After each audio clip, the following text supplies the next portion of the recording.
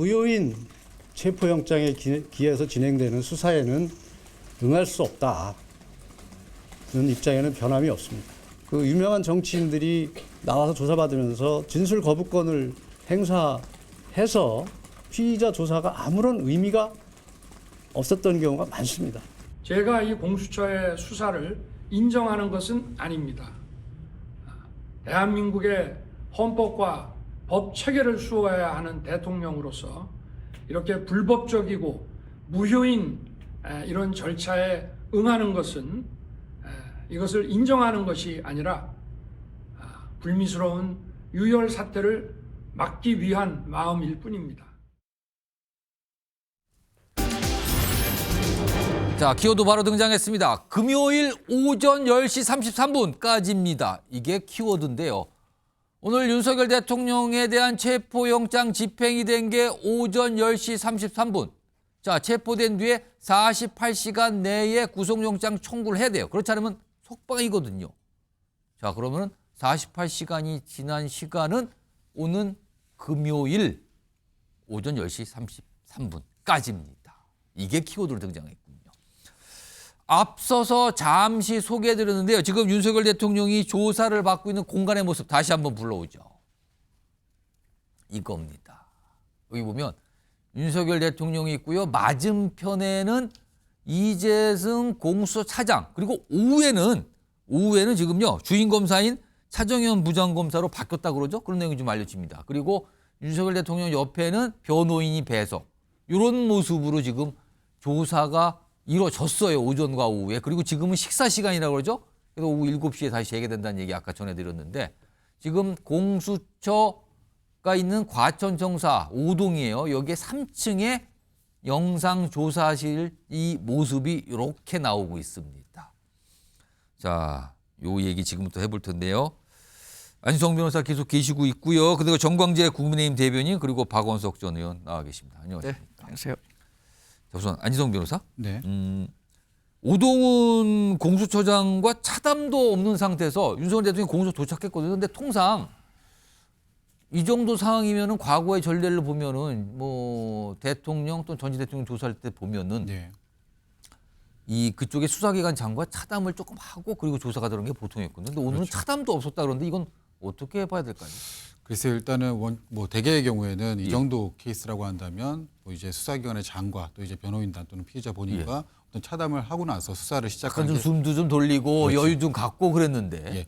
다만 지금 우리 이제 윤석열 대통령 이제 체포영장 집행에서 좀 특수성은 영장 집행 과정에 있어서 지금까지 상당한 좀 굴곡을 거쳐서 뒤늦게 좀 집행이 됐고 그로 인해서 지금 사실 수사 자체가 첫 수사하지 않습니까? 이제 그 계엄 이후에 수사 자체가 거의 한 달여가 지나서 지금 첫 수사가 이루어지는 상황이기 때문에 이 과정에서 어떤 뭐 티타임이라든가 이런 좀 낭만적인 요소로 도입하기에는 네. 사실상 국민이라든가 여론에 좀 눈치가 보지 않았을까 이런 또 생각이 들고요. 또 하나는 기본적으로 뭐 앵커께서 말씀하셨듯이 48시간입니다. 네. 그 시간이 사실은 길다면 길고 짧다면 짧은데 지금도 뭐 이제 식사 시간으로서 제공이 되고 있지만 어떤 밤샘 조사를 현실적으로 할 수 없는 상황에서 식사 시간이라든가 휴게 시간 등 이런 여러 가지 시간들을 제외하고 나면은 윤석열 대통령의 어떤 혐의점을 윤석열 대통령 본인의 진술로서 입증하는 그 시간은 사실상 좀 많이 좀 부족하거든요.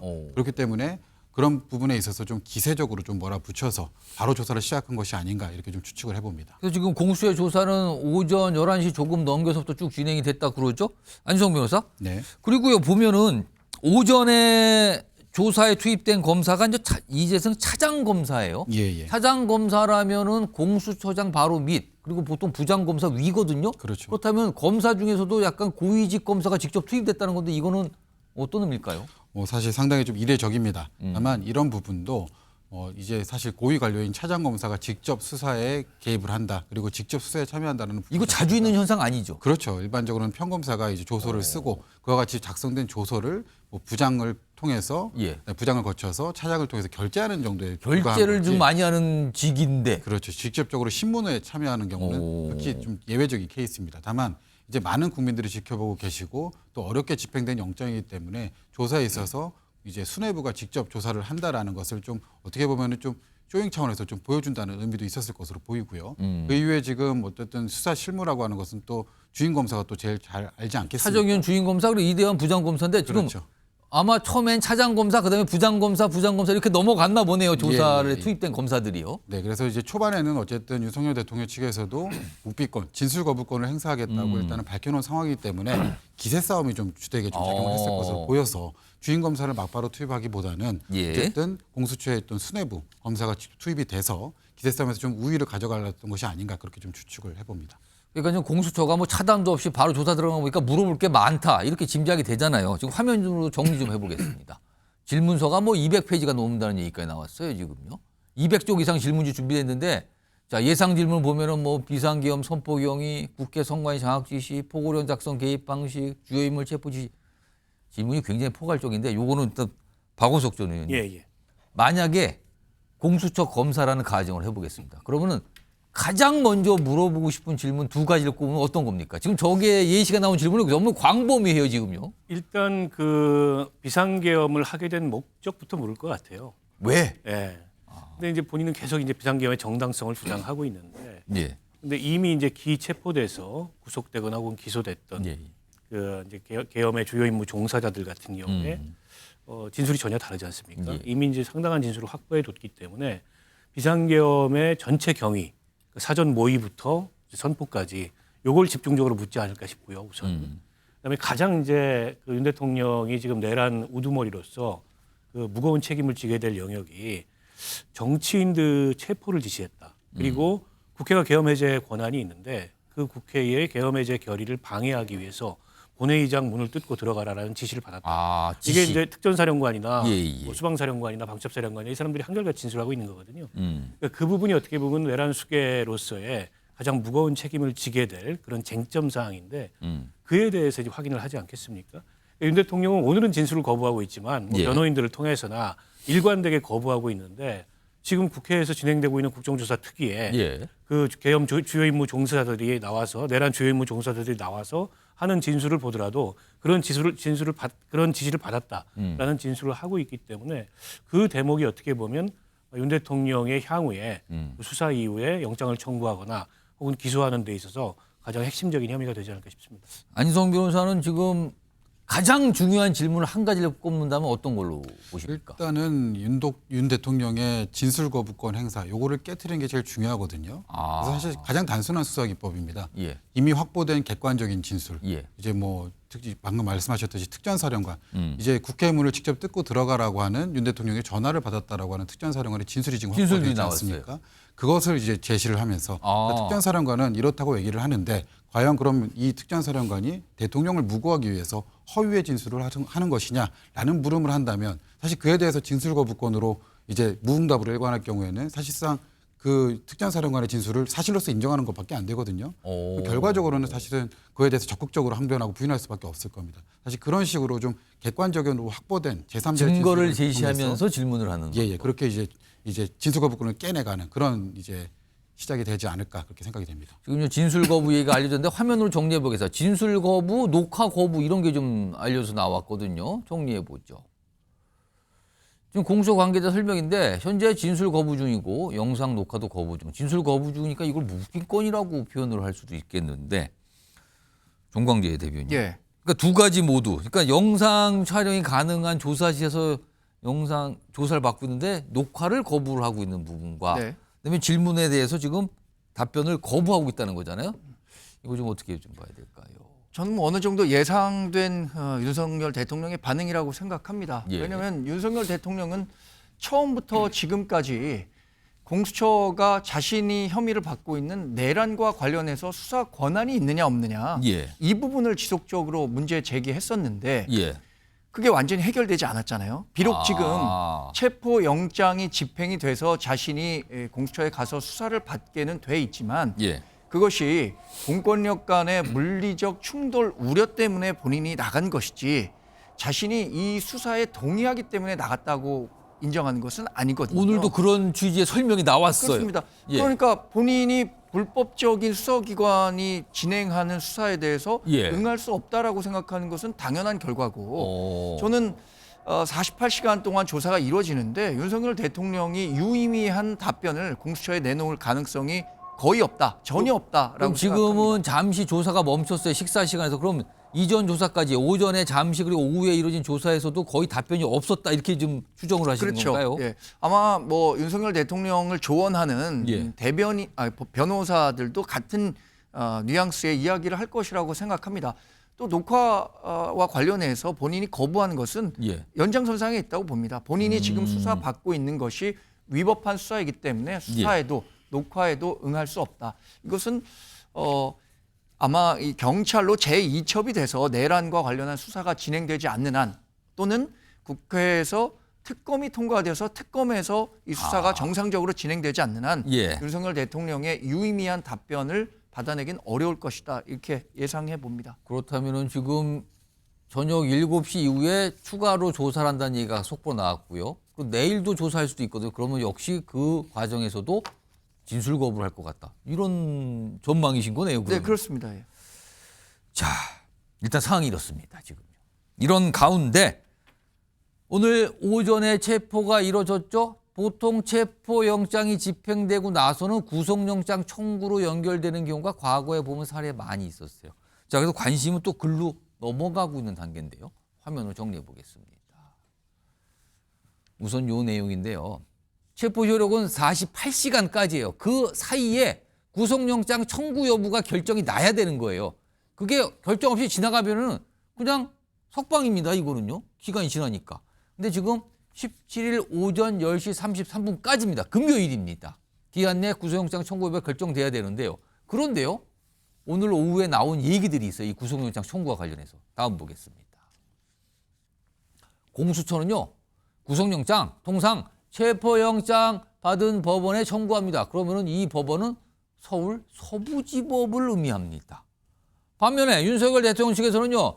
구속영장 청구하면요. 서울중앙지법에 청구돼야 됩니다. 서부지법 아닙니다. 법원이 달라집니다. 지금요. 그동안 서부지법 체포영장 청구 놓고도 논란이 있었거든요. 지금 이게 다시 또 나오는 건데 안희정 변호사? 네네. 지금 공수처는 서부지법을 원하는 것 같고 윤석열 대통령 측에서는 중앙지법을 원하는 것 같아요. 각각의 이유가 뭐라고 보십니까? 사실상 뭐 제가 이제 법률가 한 사람으로서 볼 때는 특별한 의미는 없습니다. 예. 제가 볼 때는 뭐 기세 싸움의 한 일환으로밖에 보이지는 않고요. 오. 뭐 서부지법이든 중앙지법이든 영장을 전담하는 판사가 이제 뭐 어떤 법원에 있다 그래서 어떤 뭐 어느 쪽에 편향된 결론을 내릴 거라고 보이지는 않습니다. 다만 윤 대통령 측에서 계속해서 이제 체포영장 발부 과정에서 문제를 삼고 있는 것이 공수처법에 따르면 중앙지방법원이 이제 영장 발부 기관이 되는 걸 원칙으로 한다라는 그 법률 조항 때문에 사실상 계속해서 이 주장을 해오는 것이거든요. 예. 다만 그 조항을 살펴보면 예외적으로 공수처장의 재량에 따라서 다른 기관에 대해서도 형사소법에 따라서 할 수 있다라는 것을 분명히 두고 있기 때문에 사실상 이 논쟁은 글쎄요 이제 이 사안의 본질과는 조금은 이제 좀 떨어진 주장이 아닐까. 그래서 여기에 너무 이제 서로 기세를 낭비하기보다는 벌써부터 이제 다른 법원 얘기들 벌써 꺼내놓기 시작했어요. 그렇죠. 지금요. 너무나 지엽적이고 절차적인 부분이기 때문에 어. 조금 더 본질에 좀 집중을 하는 것이 좋지 않을까 이렇게 생각이 듭니다. 방금 말씀하신 동안 지금 어떤 사무실 모습인데 저기가 지금 윤석열 대통령이 오전 오후 조사를 받았던 영상 녹화 조사실입니다. 아까 그림으로 살짝 소개되는데 거의 같죠? 저렇게 테이블이 있고 의자가 4개 정도 위치돼 있고 어떤 장치들이 있는 저 모습입니다. 지금 저기가 영상 녹화 조사실이라고 합니다. 312 3층입니다. 방금 지금 구속영장이 청구가 되면 어느 법원에 되는가 지금 의견이 다르다고 했잖아요. 이거 두 분께도 똑같은 의견 좀 들어보죠. 먼저 종관계 대변인은 이게 체포영장 청구 때도 논란이 됐었는데 또 그렇죠. 반복되는 걸까요? 그 법원에 따라서 어떤 편향된 결과가 나올 거라고 예단하지는 저도 않습니다만 예. 그럼에도 불구하고 지금 재판을 받는 윤석열 대통령 측에서는 원칙을 얘기하고 있는 거예요. 이 공수처는 서울 중앙법원을 관할로 한다 이렇게 돼 있기 때문에 예. 영장을 청구할 때부터 서울중앙지법에 영장을 받아오면 본인이 응할 수도 있다라는 이야기를 했단 말이에요. 근데 이번에 이 공수처가 다시 한번 시험대에 올랐다고 생각합니다. 비록 이번에 체포영장이 서울 서부법원에서 받아왔지만 예. 지금 윤석열 대통령이 수사를 거부하는 이유 가운데 하나가 그 영장의 정당성이 흠결이 있기 때문에 응하지 않는다고 하니 예. 그렇다면 윤석열 대통령 측에서 이야기하는 대로 아까 편향성이 없을 거라고 예상한다고 했잖아요. 예. 그렇다면 서울 중앙법원에서 중앙지법. 예. 받아오면 됩니다.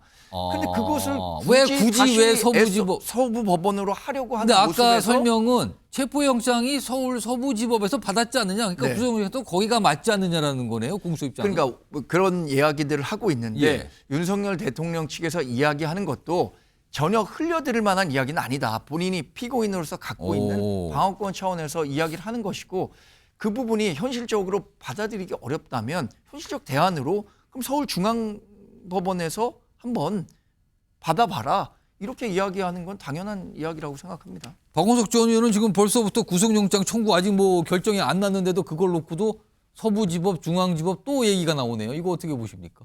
그러니까 저는 본질적인 쟁점이 아까 변호사님 설명하셨듯이 아닌 거를 예. 자꾸 이제 구실로 삼아서 이걸 이제 시비거리로 만들고 수사의 공정성 뭐 이런 것들을 이런 것들로 비화시켜가는 그런 논리라고 보고요.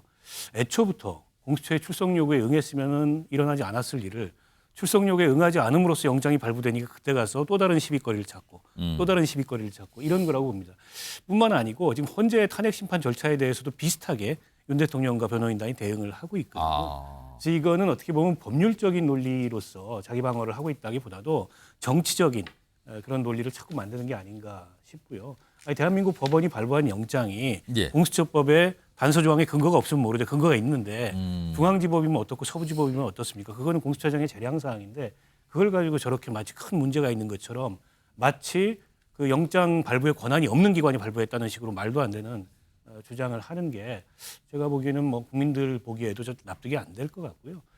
구속영장이 청구되겠죠. 예. 뭐 구속영장 청구되지 않을 거라면 여기까지 오지도 않았을 거고 예. 이미 종범들이 다 구속된 마당에 예. 그 내란의 우두머리로 영장이 적시돼 있는데 범죄의 중대성에 비춰봤을 때 영장을 청구 안 하면 더 논리적으로 이상한 겁니다. 영장이 청구되면 도주 증거인멸 우려, 범죄의 중대성 이런 거를 법원이 심사할 텐데 지금까지 보여준 모습만으로도 도주 증거인멸의 우려가 없다고 볼 수 없기 때문에 영장이 발부될 가능성이 상당하다 이렇게 봅니다. 안희정 변호사, 네. 만약에 구속영장을 공수처가 청구하면은 영장 심사를 받아야 되잖아요. 예, 예. 그럼 심사는 이럴 때는 윤석열 대통령이 출석을 해야 되는 겁니까? 뭐 김용현 전 장관도 그렇지만은 예. 이제 구속 전 영장 실질 심사라고 하는 정확한 이제 용어를 살펴보면은 구속 전 피의자 신문입니다. 예. 이 신문이라고 하는 것은 영장의 발부를 이 권한을 맡고 있는 판사가 구속영장을 발부하기 전에 피의자를 불러서 자세히 물어본다 이런 의미거든요. 사실 그래서 이 구속 전 피의자 신문 절차에 있어서 그 당사자인 피의자의 신문권 포기라고 하는 것은 사실상 법이 예정하고 있지 않습니다. 그럼에도 불구하고 김용현 전 장관이라든가 뭐 이제 기타 이제 다른 공범들에 있어서는 신문을 포기하겠다라고 하면서 뭐 언론에 이제 발표를 하고 출석을 안 한 출석을 안 거죠. 했습니다. 예. 사실 그런 부분은 좀 이 현행 법질서를 좀 어떻게 보면 망가뜨리는 부분이라서 조금 우려가 되는 부분이고요. 윤석열 대통령은 그러나 그럼에도 불구하고 계속해서 구속 청구를 하면 내가 그에는 내가 응하겠다라고 계속 입장을 밝혀왔기 때문에 영장 실질 심사에는 당연히 출석할 것으로 보입니다만 이제 이 수사기관의 조사와 이 구속 전 피의자 신문 절차가 좀 다른 것이 뭐냐면 구속 전 피의자 신문 조서에서는 그 피의자가 발언을 하게 되면 그 해당 내용을 이제 조서에 기재를 하게끔 되어 있습니다. 예. 그리고 그 조서는 어떠한 형태로도 증거 능력으로서 가치를 가집니다. 다만 이제 수사기관에서 그 반대로 수사기관에서 조사를 받은 피의자 신문 조서라고 하는 것은 예. 이제 형사소법이 개정이 되었기 때문에 검사 작성 피신이든 경찰 작성 피신이든 이제 피고인이 해당 조서의 증거 능력을 내용 부인의 방법으로 부인하게 되면은 재판부가 그 증거로서 활용을 못하게 되거든요. 그 점에 좀 차이가 있어서 이 어쨌든 중대한 차이를 가지기 때문에 윤석열 대통령이 구속 전 피의자 신문 절차에 출석해서 상당히 좀 신중한 태도로 발언을 할 것으로 보이며 이제 지금과 같은 태도로 진술 거부권을 막연하게 행사한다면 사실상 영장 발부는 뻔하게 예정된 수순이기 때문에 어떤 식으로든 진술을 할 것으로 보입니다만 좀 신중하게 진술하지 않을까 이렇게 생각이 그럼 듭니다. 여기서 궁금해지는 게 공수처가 구속영장을 청구한다면 이게 48시간, 체포이후 48시간인데 언제 할까? 네네. 그리고 청구하면은 판사가 이제 심의를 해야 되잖아요. 예. 영장 실질 심사를 해야 되는데 그건 언제쯤 열릴까? 이게 시기가 또 궁금해지네요. 네. 실무를 좀 살펴보면은 48시간이라고 이제 기한은 되어 있습니다만 예. 그걸 꽉 채우는 경우는 없습니다. 통상적으로 경찰에서 그래서